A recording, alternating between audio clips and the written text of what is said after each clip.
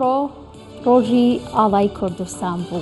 کوردان ئەگەر ئاڵایان هەبێ وەکو سمبولێکی نەتەوەی شانازی پێوە بکەن، ئەو بەدڵنیاییەوە زۆر شتی دیکەیان هەیە کە هیچ شانازی پێوەکردن وەکو کولتورەکەی، مێژووەکەی، سروشت و ژینگە جوانەکەی بە لەگەڵیشیدا میوزیک و ڕەسەنایەتی و کولتورەکەشی. شەوتان باش و سڵاوتان لێبێت، بەخێر بن بۆ چیرۆکە هەواڵ. من لۆنە بەکرم. ببینن کە ڕنگدانەوەی ئەم جۆرا و جۆریە لەم شەوی چیرۆکە هەواڵە چۆنا و چۆنا. لە چیاکان و لە سروشتی کوردستانەوە دەست بە بابەتێک دەکەین وەکو سیفەتێک وەکو خەسڵەتێکی هەمیشەیی کوردان کە عاشقین و هاوڕێی چیاکانن و چیاکانی کوردستانیش بە دڵگیری و سەرنجڕاکێشی و بە ئاژەڵە کێویەکانیشەوە کە لێژین خۆشەویست و مەعشوقی زۆر کەسی سروش دۆست و ژینگە دۆستن. هەندێک کەس لێوردبوونەوە لێکۆڵینەوەیان لەسەر ئاژەڵە کێویەکان کردووە بە خەم و ئامانجی خوان و بە وردی کاری لەسەرەکەن. هەر بۆ نمونەش گەنجێکی کورد لە تەواوی کوردستان و لە شاخی بەرانانیشا بە دیاریکراوی سەرقاڵی تۆمارکردنی ژیان و ئاگابوونە لەو بزنە کێویانەی کە لە شاخەکە ئاژین. ئەوەڵێت بزنە کێویەکان ئێستا کاتی کەڵە هەرزیانە، واتە کاتی لێک نزیک بوونەوە و جوودبوونی و ئاژەڵانە کە ئەم کاتەش دێت بزنەکان بۆ ماوەی مانگێک جیاواز لە کاتەکانی تری ساڵ مەستە بن، بێ ئاگا بن، ئەشێت هەندێک جار نزیک ببنەوە لە خەڵک و مەترسی دروست بکەن. بۆیە ئەو لە ماوەی ئەم مانگەیە بە وردی چاودێریانەکە و لە نزیکەوە دیمەنی ژیانیان تۆمارەکات و توێژینەوەی هەمە چەشنیشی کردووە. ئەڵێت تا ئێستا 17 جۆر ئاژەڵی شیردەری جیاوازی تۆمار کردووە. لە راپۆرتێکدا کە دیار جەمالی هاوکارمان بۆی ئامادەکردوون وردەکاری زیاتر دەبینە.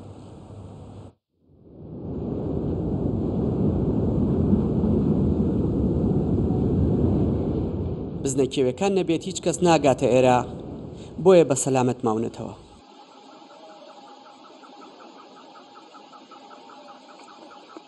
لەم مانگا بزنەکان زیاتر لە هەر وەرزێکی ساڵ مەست و بێ ئاگادە بن، چونکە کاتی جوودبوونیانە.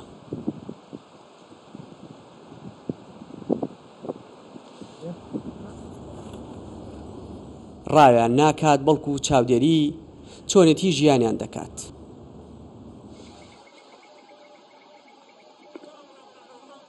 بەسەر شاخە سەختەکان تێدەپەڕێت تا لە نزیکەوە دیمەنی لێک نزیک بوونەوەیان تۆمار بکات.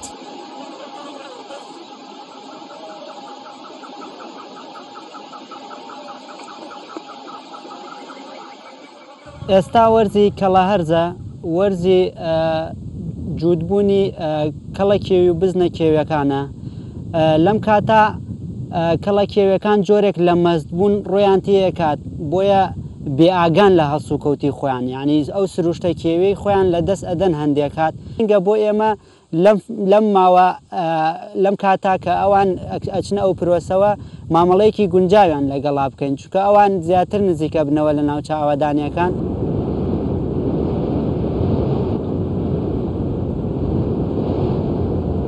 تەنها یەک جۆر بزنی کێوی لە شاخە سەختەکانی کوردستان دەژین.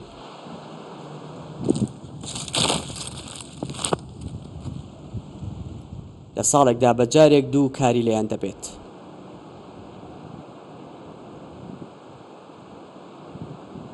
خواردنی سەرەکیان گژوگیا و گەڵای داربەڕوەکانە.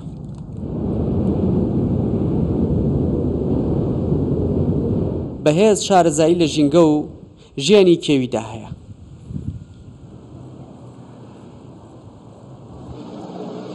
تا ئێستا 17 جۆر ئاژەڵی شیردەری تۆمار کردووە. سەرڕای ئەو مەترسەی کە لەسەر بزنە کێویەکان هەیە لە ڕووی جیهانیەوە، خۆشبەختانە لە ناوچەی دەربەنیخان و شاخی بەرانان بە نمونەوە هەندێک شاخی دیکە بە چواردەورە توانراوە بپارێزرێن و توانیشانە زیادبوونێکی زۆر بکەن، چکە بزنە کێویەکان ساڵانە دوو بێچووەکەن و هەردوو بێچووەکە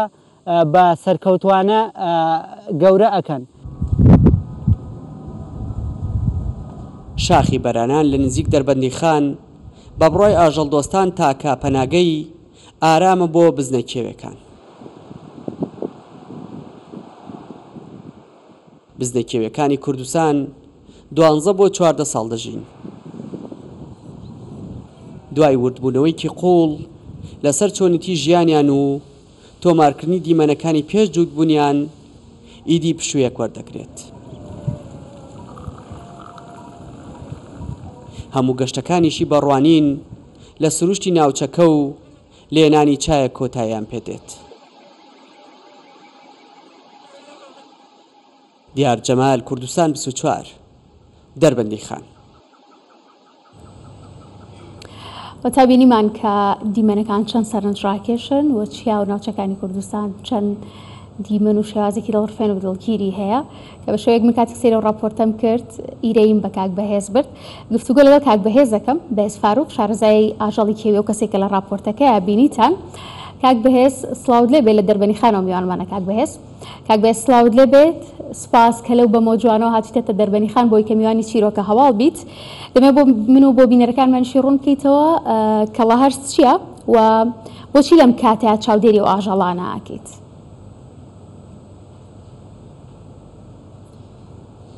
سڵاو لە ئێوەش سپاس بۆم دەرفەتە، سپاس بۆم بە سەرکردنەوەیە. لە ڕاستیا وەرزی جوودبوونی بزنە کێویەکان ساڵانە ئاوا لە ناوەڕاستی مانگی 11 بۆ مانگی ناوەڕاستی مانگی 12 دەست پێکات بە پێی جوگرافیای شوێنەکان گۆڕانکاری تایە ڕوو ئەدات. لەم وەرزە بزنە کێویەکان جۆرێک لە مەزبوون ڕویان تێکات و کەڵە کێویەکان جوانترین ڕەونەقی خۆیان ڕەونەقیان تیا دەرەکەوێت. ئێمە ئەمانجی ئەمە لە ئەم وەرزە بۆیە ئەمانەوێت تۆماریان بکەین، هەم ڕەنگێکی جوانیانەیە هەم ئەمانەوێ ئەو پرۆسەیە بە شێوەیەکی ورد تۆمار بکەین بۆ ئەوەی لە داهاتووە بە شێوەیەکی زانستی قۆناغ بە قۆناغ ژیانی بزنەکەوێت. ئەو بەدواداچوونەی کە ئەو وردبوونەوەیە ڤیدیۆگرتن چ خزمەتێک بابەتەکە کا سوودی چییە بێ بۆیان؟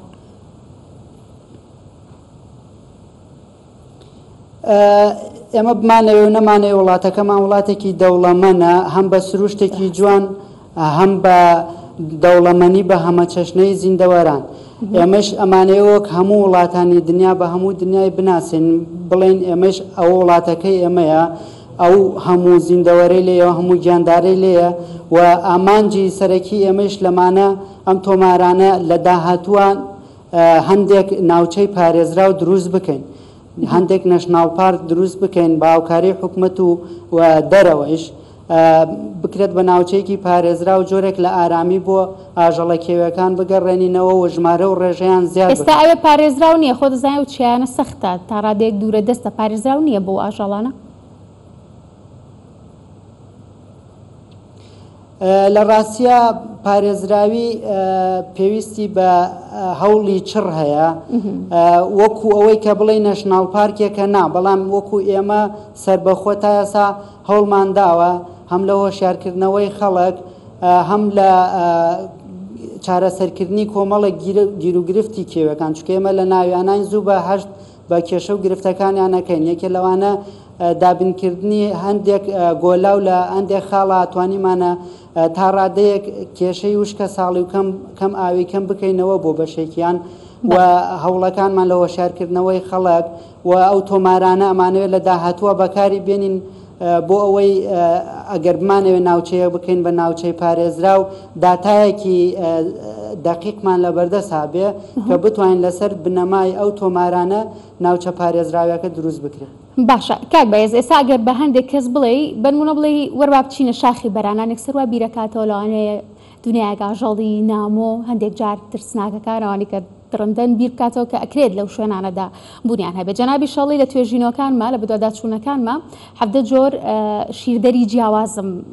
دۆزیوەتەوە بۆم باس بکە ئەو ئاژەڵانی کە بە جۆرێک نامۆ بوون هیچ ئاژەڵێکی دەگمەنیان تیا هەیە کە خەڵک تەسەوری نەکا لەو شوێنانە هەبێت و تۆ بینی بێتیان تێبینیت کردیان تۆمارە کردبێ؟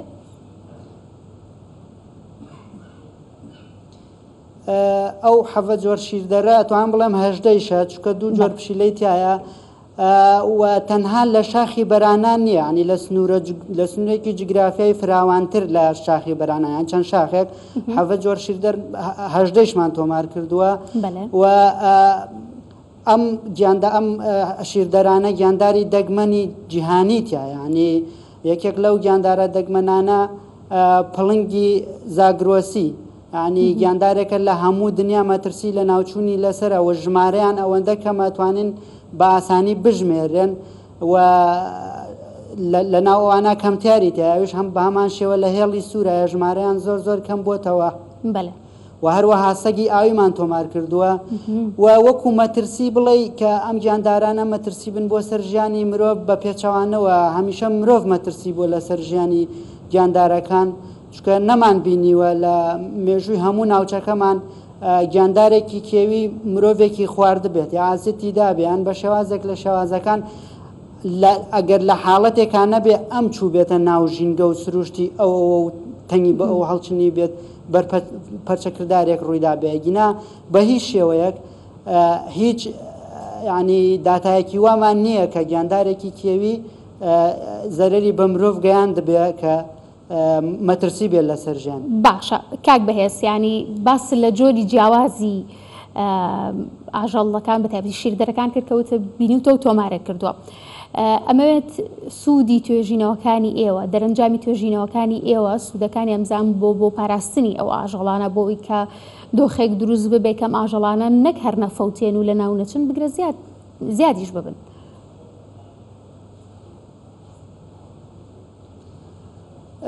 وەک هەر لە سەرەتایشەوە وتم ڕەنگە تا ئێستا لە ڕووی جیهانیەوە بەو شێوازە لە کوردستان تێنەگەشتە بن کە وڵاتێکی ئەوەنە لە ڕاستیا کوردستان وڵاتێکی زۆر دەوڵەمەنە بە هەمە چەشنەی زیندەوەران کاڵێم دەوڵەمەنە بە هەمە چەشنەی زیندەوەران بە مانای ئەوە نا بە ڕێژە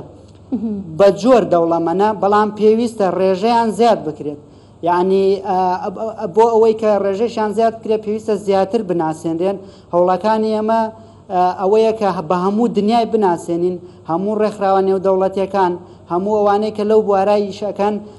جۆرێک لە کۆنتاکت دروست بکەین کە بڵێن ئەمە وڵاتی ئەمەیە پێویستی بە پارێزگاری توێژینەوەکانتان ببن بە سەرچاوە بۆ خەڵکی تر یەکێک لە هەوڵە چڕەکانیمان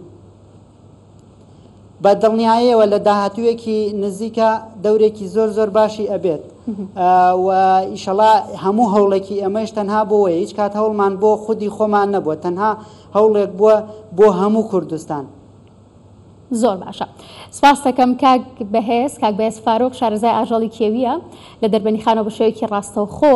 میوانمان بوو زۆر بە دەرفەت تێزانم کە لە ڕێگەی ئەم قسانەی کاک بەهێزەوە هەمومان تێگەیشتوێتین کەم ئاژەڵانەکە بە جۆرێک دەگمەنن ئەو باسی لەوە کرد کە لە ڕووی جۆرەوە کوردستان دەوڵەمەنە هاوکار بین بۆ ئەوەی کە ئەم دەوڵەمەنیەمان لە دەست نێ.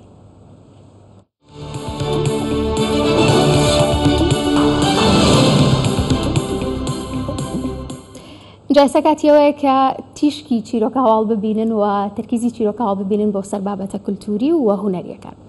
گۆرانی جوانەکەی قادر دیلان هەیە قشقاڵی لێو ئاڵی و هەروها گۆرانی ڕوومەتی وەک گوڵی بێگرد جگە لەو یادەوریە جوانەی کە لە خەیاڵی زۆر خەڵکدا جێهێشتووە هاوکات گرنگێکی دیکەشی هەیە ئەم گۆرانیە کە ئەویش بەکارهێنانی چەند ئامێرێکی هەوایی یان وەکوی کە لە زمانە میوزیکەکەدا پێدەوترێ خێزانی ئامێرە فودارەکان وەکو شارزایانی میوزیکەڵێن بەر لەم گۆرانیە بەکارهێنانی ئەم ئامێرە هەواییانە دەگمەن و تاک و تەرابوون بە دیاریکراویش لە باشووری کوردستان ئەمە هەر زۆر دەگمەن بووە. ئەم بابەتە هەتاوەکو ئێستاژ وەکو خۆیەتی هەتا ئێستا ژەنیاری ئامێری فوداری مس ئەوەندە کەمن کە وەدەگمەنیشن کە کارێکی هونەری بێتە پێشەوە بێت ژەنیار لە دەرەوەی کوردستان بهێنرێت. بنمونە ئۆرکێسترای سلێمانی لە دوایین کۆنسەرتی خۆیاندا بۆ ئەوی کە بتوانن ئۆرکێسترایەکی سەمفۆنیان هەبێت هاوشێوەی ئۆرکێسترایەکی سەمفۆنی جیهانی بێت ناچار بوون چەندین ژەنیاری جیهانی بێنن و ئەم ئامێرانە لە دەرەوەی کوردستانەوە ژەنیارەکانی بۆ بهێنن تا ئەوکۆی بتوانن کۆنسەرتێکی هاوشێوەی کۆنسەرتە جیهانیەکان ئەنجام بن. راپۆرتێک لەم بارەوە دەبینین.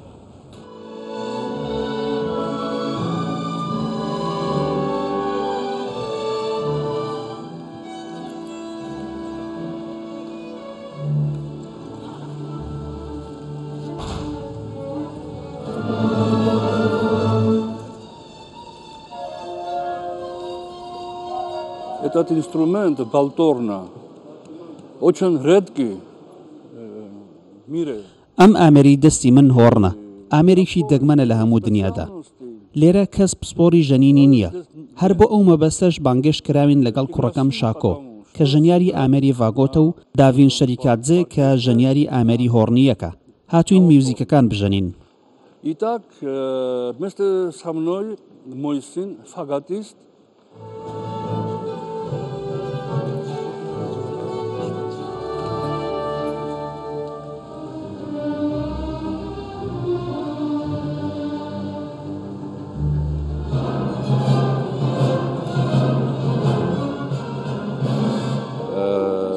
حظينا بهذا الاحتفال الجميل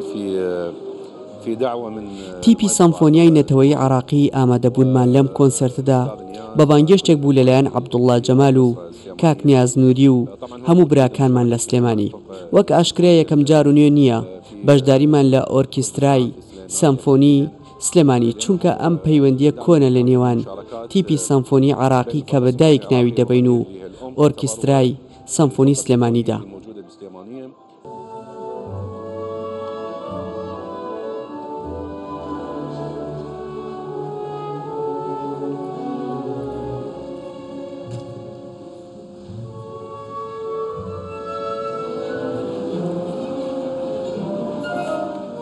وبصراحة لقينا شباب كلهم عازفين محترفين، لكنه تنقسم الآلات الهوائية اللي ما موجودة ژانیارەکانی ئێرە پسپۆرن، بەڵام چەند ئامێرێکی دیاریکراو هەیە کە لێرە کەمە یان نییە. کاری جوان پێشکەش دەکرێت لەم کۆنسەرتدا، وەک ئۆڤەرچوری کەریۆلانی بیتهۆڤن و سیمفۆنی چلی مۆتسارت و چەند کارێکی کوردی جوان و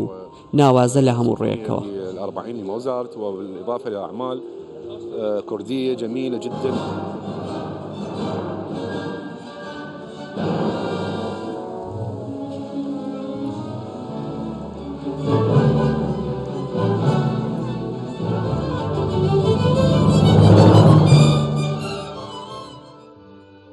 بەڵەبەرزان بۆ قسەکردن لەسەر گرنگی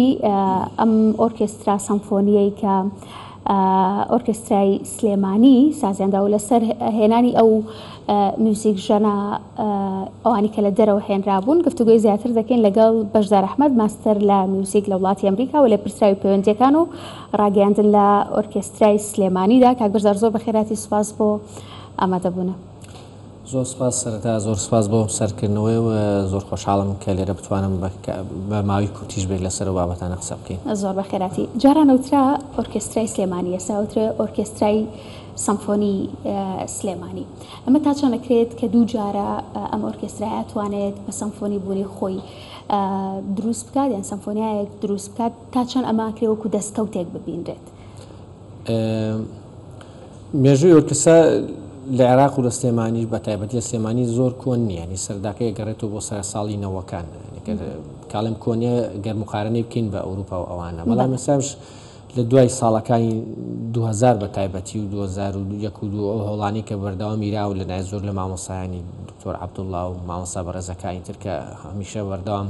خەریکی ئەم کارە بوون هەتاوەکو لە 2002 بە تاوەتی ئۆرکسترای سلێمانی بە شێوەیەکی فەرمی دامەزراوەوە کە جۆرێک لە جۆرەکان تاوکەری ئۆرکستراکانی ئۆرکسترای زانکۆ هەنێک لە ئۆرکسترانی پێشتر بوون کە بە جوودی شخصی هەوڵیرانی کراوە وردۆر دەستکراوە بە ئیشکردن و کارکردن جار بەجار تۆ لە هەموو هەنگاوێکتا کە کارەکەی پێویستە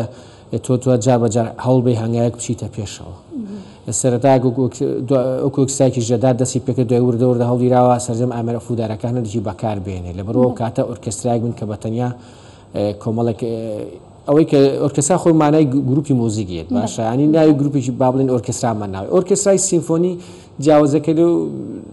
ئەکرێت زۆر شوێن هەبێ ئۆرکستراشی ناوبێ و کاری سیمفۆنیش لێکرێت زۆر شوێنێ ناوی ئۆرکسترای سیمفۆنیە و هەر هەمان شوێنکاری ئاساییتر لێ ئەمە پێمان خۆش و ناوەکە بگۆڕین بە ئۆرکسترای سیمفۆنی سلێمانی لەبەرەوەی چیتر ئێمە جۆرێک لە هەنگاوێکمان ناوەتە پێشەوە چیتر ئۆرکستراکە دەستکەوتێکە و پێشکەوتێکی بەخۆی و بینیە و کۆمەڵک ژەنیاری باش لەم شارە هەن توانایەکی باشێک کە کار بۆ ئەوواکەن کە هەوڵ بن کارە سیمفۆنە جیهانەکان بە شێوەیەکی لەوەی کە لە ئاستەکانی جیهانە هەیە بژەنرێ و پێشکەش بکرێ. باشە بۆ بابەتە فوتارەکان کەوتماوکو و ئامێرە فوتارەکان بۆچی ژەنیار لە دەرەوە هێنرا بۆ ئەمانە و ئەمە هیچی لە گرنگی سەمفۆنیا و ئۆرکستراکە کەم کردەوە ئەگەر لە دەرەوە ژەنیاری بۆ بهێنرێ؟ کە باسی ئۆرکسترای سیمفۆنیەکەی سیمفۆنی جۆرە فۆرمێکە لە ناو موزیک لەبەرەوەی کە فۆرمێکی گەورەیە پێویستی بە کۆمەڵک ئامێری زۆر هەیە لە زمانی ئەو ئامێرانە کۆمەڵک ئامێرن وەکو باسمان کرد ببورن کو باسمان کرد فودارە مسیەکانە ئێمە کێشێکمانەیە لە کوردستانە بە شێوەی گشتی ژەنیاری ئامێری فوداری مسیمان نییە. مێژۆکەی لەگەڵەوەی کە موزیک هاتۆتە کوردستانەوە زۆرێک لە ئامێرەکان وردەورە دروستبوون بە ژێدارەکانەوە بە تایبەتی بەڵام کێشەی دروستبوونی فوداری مسی یەکێک لە کێشە گەورەکانمانش هۆکارەکەی بۆ دووسێ شتە گەڕێتەوە. حاڵ یەکەم نەبوونی کەسی پسپۆڕە لە ئێستاە کە مامۆسایکی پسپۆڕمان نییە لە کوردستان مامۆسای فودارە مسیەکان بێ. خاڵی دۆم گرانی ئامێرەکەیە. خاڵی سێمیش ئەوەیشی کە هەوڵی یا ببێت مەسەنەن هەوڵی شخصی راوێ بە ژەنیاری مسی لە ناو کوردستانی خۆمانە پێگەیکی وای جێگەی وای بۆ خۆی نەدۆزیەوە کە بتوانێت بەو ئامەرە بژی یان بڵێن بۆ ئامریکانی نییە بۆ ئامریکانی تا ڕادێک بوونە کە تۆ باسی ئامێرە ژێدارەکانەکەی ئامێرە ژێدارەکان هەمان بە شێوی گشتی جێی خوان لە ناو کولتوری کوردیا دۆزیوە و هەموو گروپێک ئامریکەمان و ڤێلا و چەلووی تایە فلوت و کلارنێت و ئەمانە بە شێو لە شوێنەکان جۆر لە جۆرەکان توانیوەنە بە شێوکی ڕۆژەڵاتی خۆیان بگونجێنن بەڵام کێشەکەی ئامێرە فودارە مسیەکان تا ئەسا بە تەواوەتی جێی خۆی نەکردوێتەوە لێرە لە کورسانە ئەگەر ئێسا بۆنە خۆزگە لە جاتی ئۆکسیەک ئۆکسای سیمفۆنی لە سلێمانی سێ چوارێک هەبوایە ئەمانە بەردەوام کاری هوەریان کردایە بەردەوام پشتگیری مادی معنەوی بکرانایە بە دڵنیایی دوای ئەو ژەنیارانش وردە دروزە بوو لەبەرەوە نییە کە بۆ نمونە ئەو جۆرە لە ئامێر بە جۆرێک جێی خۆی نەگرتوتەوە لە ناو موسیقی کوردیا ئەگەر نابۆچی لە تەنها لە ئۆرکسترایە کاتوانین پێویستمان بەم ژەنیارانە بۆچی وە کاتەکانی بەڵێ منیش و پێش باسی ئەوم کرد بەش جۆرێک لە جۆرەکانی تر ئەم ئامێرانە نەیانتوانیوە خوانجارێ بە شێک لە شۆرەکان بگونجێنن ئێستا تاکە ژەنێکی مسکە خوێنکارێک هەمان بەیەک خوێنکار لە پەیمانگەی و جۆرەکانی بەیانیانن کەسا پەیمانگە بێگومانە چاینە سەر ئەوە هەوڵانەشی کە ئیشمان کەواتە منەمەوێت پرسیاری ئەوە کەم یعنی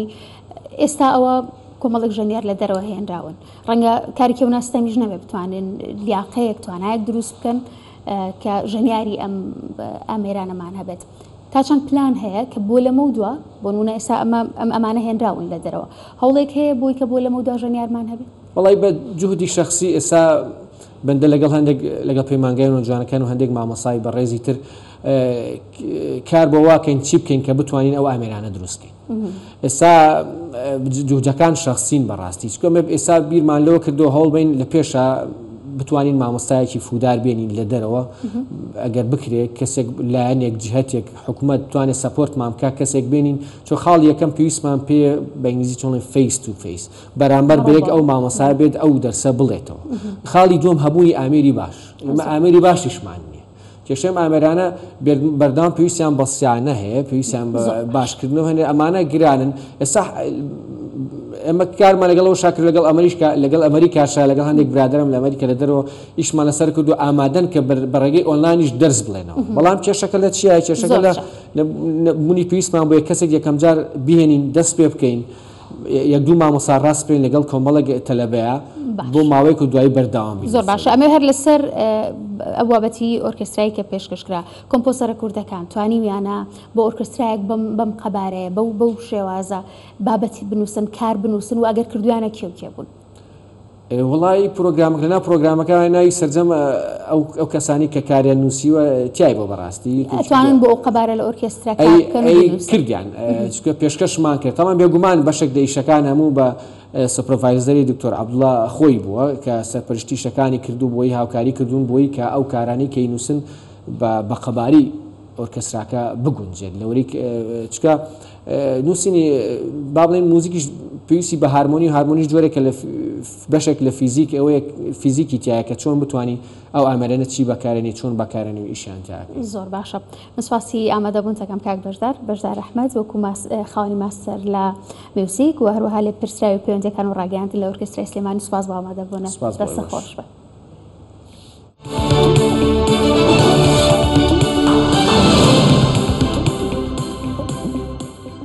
لەم کولتوری ئێمەدا کەم نینەوە کەسانی کە بە عەشقەوە کاری خۆیان کردووە و بە درێژایی چەندین ساڵ سەر و سیمای خۆیان لەگەڵ کارێکا پیر کردووە وەکو مام سلێمان پیاوێکی بەتەمەنە دانیشتوی شارەدەی خوڕماڵەوە کۆنتری نوێنەگیری هەورامان و شارە زوورە تا ئێستا کە نزیکەی نیو سەدەیەکە بێ لە کارەکەی بەردەوامە و هەمان خۆشەویستی بۆ کاری وێنەگرتن هەیە دەستەکانی دەلەرزن بەڵام سەرۆکاری لەگەڵ کامێراکان چێژی تایبەتی بۆ مام سلێمان هەیە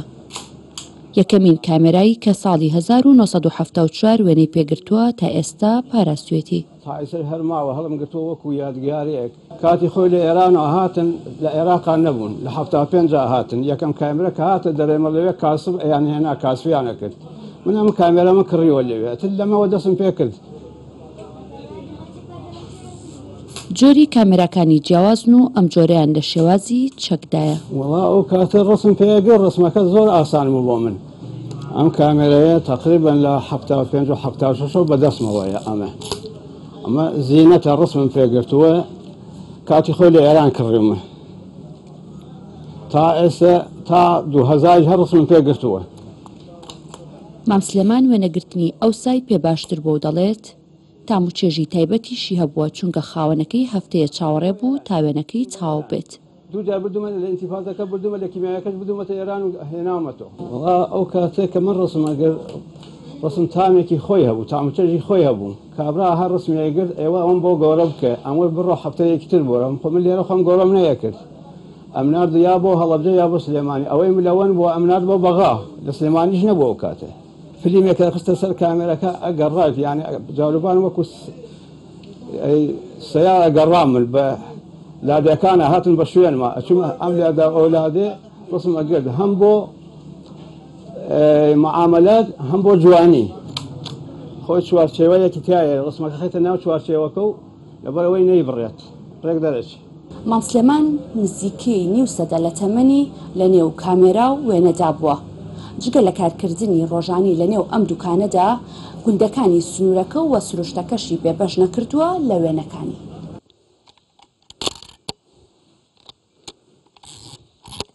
زۆر بە سەرنجەوە چاو دەخاتە سەر کامێراکی و دەوێت بە یادی گەنجی وێنە بگرێت. زەماونیان ئەکرد هاتن چوون بۆ زەماوەندەکە و کاتە هەڵپڕکێ و گۆرانی شێت هەبوو ڕسم بۆ کردم بەڵام ڕسمی ئەو کاتە هین نەبوو من تەسویرشتم نەبوو وەکو ڕسمی بردوو وایە جوڵەی نەبوو بەڵام هەر بۆ مەگرتن بۆ یادگاری بۆ مەگرتن ڕسم وەکسومە دەرەوە هەر مەنزەرێکەوە لە تۆمە جێە بۆ جوان بوو ڕسم ئەگرت درەخت وایە ئەرشاق وایە ئەرهۆر وایە ئەرزەلامی خۆشەویست وایە ئەوە ڕفێقات و شت حیوانات. مام سلێمان کۆنتترین وێنەگری هەورامان و شارە زوورە کە تا ئێستاش بەردەوامە لە وێنەگرتن. نیو سەدەی تەمەنی بەکاری وێنەگرتن گوزەراندووە و ئێستاش وێنەگرتن تام و چێژی تایبەتی هەیە بۆ مام سلێمان. ئەڤیناتا کوردستان 24 شاردی خورما. هەموو ئەم بابەتانەی ئەم شەوی چیرۆکە هەواڵ کە بینیتان جێگای دەستپێوەگرتن و پارێزگاری لێکردن و شانازی پێوەکردن. ئەمانە بابەتەکانی ئەم شەو بوون. ئاسوودە و تەندروست.